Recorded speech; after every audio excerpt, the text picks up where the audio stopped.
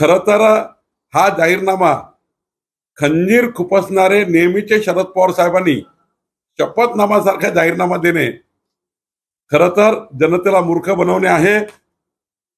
शरद पवार साहेबांनी 1977 मध्ये आणीबाणीनंतर काँग्रेस पक्ष फुटला आणि त्यानंतर शरद पवार साहेबांनी काँग्रेसला खंजीर खुपसून इंदिरा गांधीची साथ सोडली आणि शरद पवार ब्रह्मानंद रेड्डीजी सोबत गेले.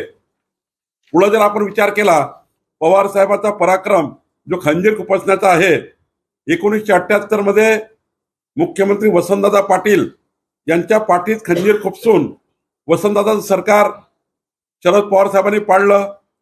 80 मध्ये 40 आमदार बंडखोरी करून पुलोदचं सरकार शरद पवार साहेबांनी खंजीर खुपसून स्थापन केलं.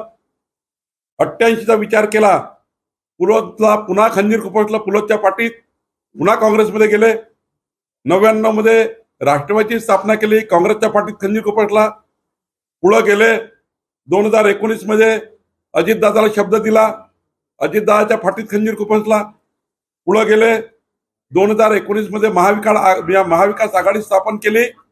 असा जो शरद पवार साहेबांचा प्रवास आहे हा खंजीर खुपसणारा आहे. आणि पवार साहेबांनी शपथनामा देणे म्हणजे जनतेला ते मूर्ख समजतात आहे.